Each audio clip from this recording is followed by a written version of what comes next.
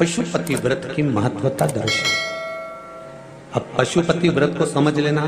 कई माताएं गलती करती हैं, कई माताएं व्रत को नए नए तरह से करती हैं। कोई कुछ बताता है, कोई कुछ बताता है, कोई कुछ बताता है। उस व्रत को आप समझ लीजिए, पशुपति व्रत। पशुपति व्रत 5 सोमवार का होता है। कितने सोमवार होते हैं अच्छे से समझ लेना। 5 सोमवार का व्रत है। आज अष्टमी का दिन आप लोग अच्छे से समझ लोगे तो आपको फिर कोई ये नहीं होगा कि मैंने व्रत करा और मेरा काम क्यों नहीं हुआ। उसमें अपने को अपनी गलती छांटना है कि गलती कहां हो गई। पशुपति व्रत 5 सोमवार का होता है।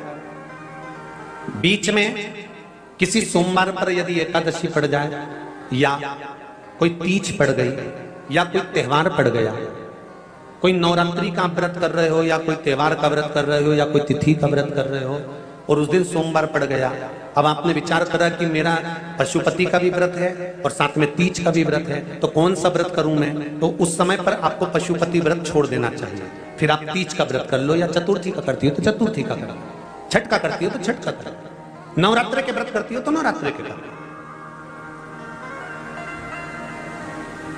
5 व्रत पशुपति होते हैं। व्रत करने के लिए जब आप निश्चित करें कि मुझे इस सोमवार से पशुपतिनाथ के व्रत करना है, जीजियों भाइयों ध्यान रखना, उस दिन सुबह स्नान करने के बाद में बड़े प्रेम से पूजन की थाली लगा लो। उसमें चंदन, अबीर, गुलाल, जो भी आप रखना चाहें, रौली, चावल, मूली, जनेऊ, पंचामृत, चाहो तो अलग अलग ले जाओ, चाहो तो एक साथ मिलाकर ले जाओ। भगवान शंकर की पूजन करो सुबह के समय पर और शिव जी का पूजन कर कर आराधना कर कर भगवान शंकर से प्रार्थना करो, हे शिव जी, हे ओगरदानी, हे त्रिकालदर्शी, हे कैलाशी, अविनाशी, आज से मैंने पशुपति व्रत प्रारंभ करे। बाबा मेरा ये व्रत इस कार्य के लिए मैं कर रही हूं, आप स्वीकार करना। बाबा को निवेदन करना।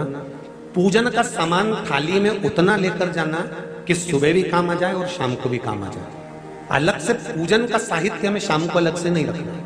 थाली में उतना ही रख के ले जाओ जितना सुबह भी काम आए और शाम को भी काम आए। बाबा को निवेदन कर कर पूजा की थाली वापस ले आओ।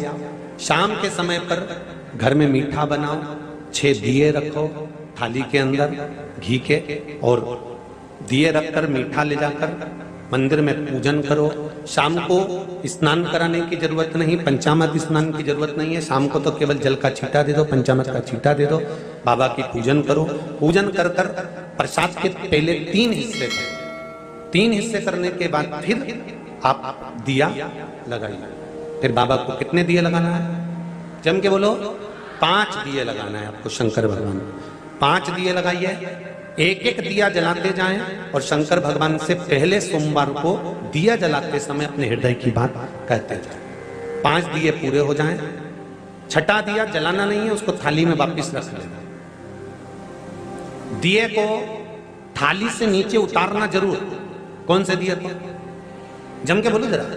छठे दिए को मंदिर में उतारना जरूर और फिर वापस थाली में रख लेना है। प्रसाद 2 हिस्से मंदिर में छोड़ना है, 1 हिस्सा थाली में रख के ले आना है। पूजन कर कर बाबा को निवेदन कर कर वापिस आइए। शाम को जब घर में प्रवेश करो, सीधे हाथ की ओर घर में अंदर जाते समय अपना जो राइट हैंड हो, अपना जो सीधा हाथ हो, उस ओर बैठो और बैठने के बाद उस दिए को प्रकट कर लो, प्रज्वलित कर लो। वहां पर भी शिव जी से प्रार्थना करो, हमारा यह कार्य है, सफल करिएगा। बाबा से निवेदन करके घर के अंदर प्रवेश कर जाओ। भोजन जब जीमने के लिए बैठो, भोजन करने के लिए बैठो, सबसे पहले जो प्रसाद लेकर आए हो उस प्रसाद को खाइए। जो प्रसाद आप लेकर आए उस प्रसाद में से किसी को नहीं देना है आपको, अकेले खाना। उतना ही प्रसाद लेकर जाना जितना खब जाए, छोड़ना भी नहीं। सबसे पहले प्रसाद खाइए, उसके बाद में भोजन करिए। इस व्रत में सुबह आप फलहार कर सकते हो, शाम को भोजन कर सकते हो। भोजन में ये जरूरी नहीं है कि मीठा ही खाना है, नमकीन भोजन भी कर सकते हो। बस मीठा कब खाना है? जब प्रसाद का एक हिस्सा लेकर आओ तो वो एक हिस्सा आप खाओ। उसके बाद में जब भोजन करो तो नमक का करो, कोई मना नहीं, मिर्ची का करो, पर उसमें दिखावा ना करो। और भोजन करें। ऐसे 5वां जब सोमवार आ जाए, बीच में अगर कोई सोमवार छूट भी जाए तो व्रत करना, पूजन मत करना। कोई रजो धर्म आ गया, रजस वाला धर्म आ गया, कोई कार्य आ गया तो उसमें पूजन करना, पूजन नहीं करना है, उसमें व्रत जरूर करना। और जब 5वां व्रत रहे, और 5वां व्रत जब रहे तो उस 5वें व्रत में जब सुबह पूजन कर आओ, शाम को पूजन करो, तो शाम को भगवान पर 108 या तो चावल के दाने, मूंग के दाने या बेलपत्र या फूल की पत्ती, जो भी 108 चढ़ा सकते हो, भगवान को चढ़ाकर एक श्रीफल 11 रुपए उस पर रखकर शिव जी से निवेदन कर कर घर पर आ जाइए, दिया लगाइए और बाबा से निवेदन कर कर प्रसाद पाइए। अगर नियम से कर लिया तो मेरा विश्वास कहता है 5 सोमवार के अंदर ही आपका काम हो जाएगा, 5वें तक पहुंचोगे। ये शिव कृपा। श्री शिवाय नमस्तुभ्यम, हर हर महादेव, जय महाकाल। मित्रों, आज के इस वीडियो में गुरुजी ने पशुपति व्रत की संपूर्ण विधि बताई। अगर आपने यहाँ तक वीडियो देखा है तो आप अच्छी तरह से समझ गए होंगे कि आपको पशुपति व्रत कैसे करना चाहिए और इसके व्रत के करने से क्या फल आपको मिलता है। पशुपति व्रत बहुत ही चमत्कारी व्रत है। यह व्रत करने से आपकी हर मनोकामना पूरी होती है, चाहे आपकी नौकरी से संबंधित मनोकामना हो, चाहे आपके बच्चों की शादी से संबंधित मनोकामना हो, चाहे आपकी व्यापार से संबंधित मनोकामना हो, चाहे आपकी किसी रोग से संबंधित मनोकामना हो, किसी भी प्रकार की अगर आपकी मनोकामना है तो पशुपति व्रत करने से अवश्य पूरी होती है। पर यह व्रत आपको पूरा नियम से करना होता है। अगर हम एक भी गलती कर देते हैं तो इस व्रत का फल हमें नहीं मिलता। इसलिए जब भी आप पशुपति व्रत करें तो सबसे पहले अच्छी तरह से समझ लें कि आपको कैसे ये व्रत करना है। पशुपति व्रत आपको 5 सोमवार करना होता है। किसी भी सोमवार के दिन आप ये व्रत शुरू कर सकते हैं। जरूरी नहीं है कि आपको यह व्रत लगातार करना है। मान लीजिए आपने पहले और दूसरे 2 सोमवार लगातार कर लिए, तीसरे सोमवार आप किसी कारणवश व्रत नहीं भी कर पाए तो अगला व्रत आप चौथे सोमवार कर सकते हैं। कहने का मतलब यही है कि आपको 5 सोमवार संपूर्ण करने हैं। 5वें सोमवार आपको इस व्रत का उद्यापन कर देना है।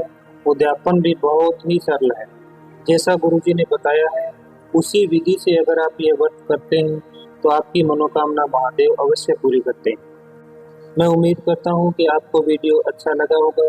अगर वीडियो पसंद आया तो वीडियो को लाइक करें और कमेंट में महादेव के नाम का एक जयकारा जरूर लगाएं। अगर आप वीडियो पहली बार देख रहे हैं तो चैनल को सब्सक्राइब करके बेल आइकन को जरूर प्रेस करें, ताकि जब भी मैं अगला वीडियो लेकर आऊं तो सबसे पहले नोटिफिकेशन आप तक पहुंच सके। और अंत में आप सबसे यही कहूंगा कि अगर गुरुजी द्वारा बताए गए किसी भी उपाय से आपको लाभ हुआ है तो कमेंट में पूरी डिटेल के साथ जरूर बताना, जिससे दूसरे लोगों को भी पता लगे कि किस उपाय से क्या लाभ होता है। आज के वीडियो में इतना ही। मिलते हैं किसी अगले वीडियो में नए उपाय के साथ। श्री शिवाय नमस्तुभ्यम, हर हर महादेव, जय महाकाल।